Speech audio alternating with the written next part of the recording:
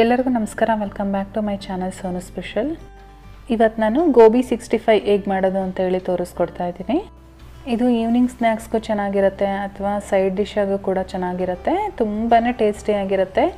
ಬನ್ನಿ ಹೇಗೆ ಮಾಡೋದು ಅಂತೇಳಿ ನೋಡ್ಕೊಳ್ಳೋಣ. ಮೊದಲನೇದಾಗಿ ಒಂದು ಪಾತ್ರೆಯಲ್ಲಿ ನೀರು ಇಟ್ಕೊಂಡು ಅದಕ್ಕೆ ಒಂದು ಅರ್ಧ ಟೀ ಸ್ಪೂನಷ್ಟು ಉಪ್ಪಿನ ಪುಡಿ ಸೇರಿಸ್ಕೊಳ್ತಾ ಇದ್ದೀನಿ.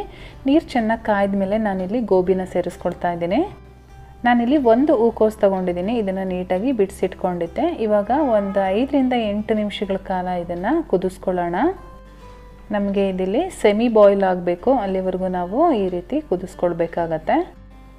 ನಾನು ಇದನ್ನೀಗ ಕುದಿಸೋಕ್ಕೆ ಸ್ಟಾರ್ಟ್ ಮಾಡಿ ಆಲ್ಮೋಸ್ಟ್ ಒಂದು 7 ನಿಮಿಷಗಳಾಗಿದೆ. ಇವಾಗ ನಾನು ಸ್ಟವ್ ಸ್ವಿಚ್ ಆಫ್ ಮಾಡಿಕೊಂಡು ನೀರನ್ನು ಸಪ್ರೇಟ್ ಮಾಡಿ ಎತ್ತಿಟ್ಕೊಂಡಿರ್ತೀನಿ. ನಾನಿಲ್ಲೊಂದು ಮಿಕ್ಸಿಂಗ್ ಬೌಲ್ ತೊಗೊಂಡಿದ್ದೀನಿ. ಇದಕ್ಕೆ 2 ಟೇಬಲ್ ಸ್ಪೂನಷ್ಟು ಮೈದಾ ಹಿಟ್ಟು, 1 ಟೇಬಲ್ ಸ್ಪೂನಷ್ಟು ಅಕ್ಕಿ ಹಿಟ್ಟು, ಹಾಗೆ 1 ಟೇಬಲ್ ಸ್ಪೂನಷ್ಟು ಕಾರ್ನ್ಫ್ಲೋರು, ಜೊತೆಗೆ 1 ಟೇಬಲ್ ಸ್ಪೂನಷ್ಟು ಕಡಲೆ ಹಿಟ್ಟು, 1 ಟೀ ಸ್ಪೂನ್ ಖಾರದ ಪುಡಿ, ಜೊತೆಗೆ ಒಂದು 1/4 ಟೀ ಸ್ಪೂನಷ್ಟು ಉಪ್ಪಿನ ಪುಡಿ ಸೇರಿಸ್ಕೊಳ್ತಾ ಇದ್ದೀನಿ. ಒಂದು 2 ಪಿಂಚಷ್ಟು ನಾನಿಲ್ಲಿ ಆರೆಂಜ್ ರೆಡ್ ಫುಡ್ ಕಲರ್ನ ಸೇರಿಸ್ಕೊಳ್ತಾ ಇದ್ದೀನಿ. ಇದನ್ನು ಕಲರ್ಗೋಸ್ಕರ ಅಷ್ಟೇ ಹಾಕ್ಕೊಳ್ತಾ ಇರೋದು, ಕಂಪ್ಲೀಟ್ಲಿ ಆಪ್ಷನಲ್ಲು, ನೀವು ಬೇಡ ಅಂತ ಅಂದರೆ ಸ್ಕಿಪ್ ಮಾಡ್ಕೊಳ್ಬೋದು. ಹಾಗೆ ಒಂದು ಅರ್ಧ ಟೇಬಲ್ ಸ್ಪೂನಷ್ಟು ಶುಂಠಿ ಬೆಳ್ಳುಳ್ಳಿ ಪೇಸ್ಟನ್ನು ಸೇರಿಸ್ಕೊಳ್ತಾ ಇದ್ದೀನಿ. ಒಂದು 3/4 ಟೇಬಲ್ ಸ್ಪೂನಷ್ಟು ಗರಂ ಮಸಾಲ ಪೌಡರ್ನ ಸೇರಿಸ್ಕೊಳ್ತಾ ಇದ್ದೀನಿ. ಇವಾಗ ಇದನ್ನೆಲ್ಲ ಚೆನ್ನಾಗಿ ಒಂದ್ಸರಿ ಮಿಕ್ಸ್ ಮಾಡ್ಕೊಳ್ಳೋಣ. ಇದಕ್ಕೆ ಒಂದು 2 ಟೇಬಲ್ ಸ್ಪೂನಷ್ಟು ನೀರು ಹಾಕ್ಕೊಂಡು ಮಿಕ್ಸ್ ಮಾಡ್ಕೊಳ್ಬೇಕು. ತುಂಬ ತೆಳುವಾಗಿ ಮಾಡ್ಕೊಳ್ಳೋಕೆ ಹೋಗಬೇಡಿ, ನಾವು ಬೋಂಡಾ ಬಜ್ಜಿ ಎಲ್ಲ ಕಲಿಸ್ತೀವಲ್ಲ ಅಷ್ಟು ತೆಳುವಾಗಿರೋದು ಬೇಡ. ಇವಾಗ ನೀವು ನೋಡ್ತಾ ಇರ್ಬೋದು ಕನ್ಸಿಸ್ಟೆನ್ಸಿ ಹಿಂಗಿದೆ ಅಂತೇಳಿ, ಈ ರೀತಿ ಇದ್ದರೆ ನಮಗೆ ಸಾಕಾಗುತ್ತೆ.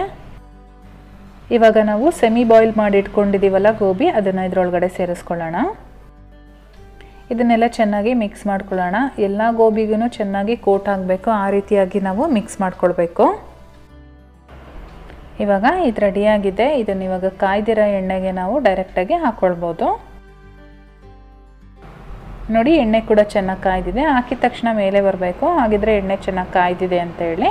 ಇವಾಗ ನಾವು ರೆಡಿ ಮಾಡ್ಕೊಂಡಿರೋ ಗೋಬಿನ ಒಂದೊಂದೇ ಎಣ್ಣೆ ಒಳಗಡೆ ಹಾಕ್ಕೊಳ್ತಾ ಬರೋಣ.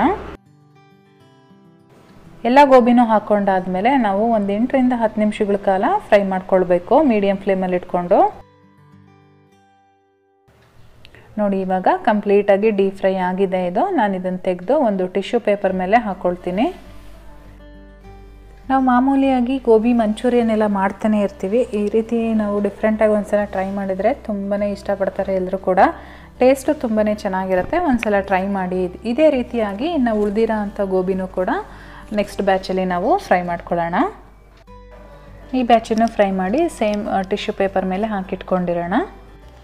ಇವಾಗ ಲಾಸ್ಟಲ್ಲಿ ಸ್ವಲ್ಪ ಹಿಟ್ಟು ಉಳಿದಿದೆ. ನಾನಿವಾಗ ಇದಕ್ಕೆ ಒಂದು 4 ಹಸಿಮೆಣಸಿನ್ಕಾಯಿ, ಸ್ವಲ್ಪ ಕರ್ಬೇವಿನ ಸೊಪ್ಪು, ಹಸಿ ಕರ್ಬೇವಿನ ಸೊಪ್ಪು, ಹಾಗೆ ಒಂದು 8 ರಿಂದ 10 ಗೋಡಂಬಿನ ಸೇರಿಸ್ಕೊಂಡು ಮಿಕ್ಸ್ ಮಾಡಿ ಇಟ್ಕೊಳ್ತೀನಿ. ಈ ರೀತಿ ಚೆನ್ನಾಗಿ ಮಿಕ್ಸ್ ಮಾಡಿಕೊಂಡು ಇದನ್ನು ಕೂಡ ಅದೇ ಎಣ್ಣೆಯಲ್ಲಿ ಹಾಕ್ಕೊಂಡು ಡೀಪ್ ಫ್ರೈ ಮಾಡ್ಕೊಳ್ಳೋಣ. ಈ ರೀತಿ ಫ್ರೈ ಮಾಡಿರ್ತಕ್ಕಂಥ ಮೆಣಸಿನ್ಕಾಯಿನ ಗೋಬಿ 65 ಜೊತೆ ನೆಂಚ್ಕೊಂಡು ತಿಂತಾಯಿದ್ರೆ ಸಕ್ಕತ್ತಾಗಿರುತ್ತೆ. ದಯವಿಟ್ಟು ಒಂದ್ಸಲ ಟ್ರೈ ಮಾಡಿ ಫ್ರೆಂಡ್ಸ್. ಗೋಬಿ 65 ರೆಡಿಯಾಗಿದೆ. ಇದು ಮೇಲ್ಗಡೆ ಕ್ರಿಸ್ಪಿಯಾಗಿರುತ್ತೆ, ಒಳಗಡೆ ಸಾಫ್ಟಾಗಿರುತ್ತೆ. ನಾನು ಬೇಕಾದರೆ ಒಂದು ಒಳಗಡೆ ಓಪನ್ ಮಾಡಿ ತೋರಿಸ್ತೀನಿ ಹೇಗಿದೆ ಅಂತ ಹೇಳಿ.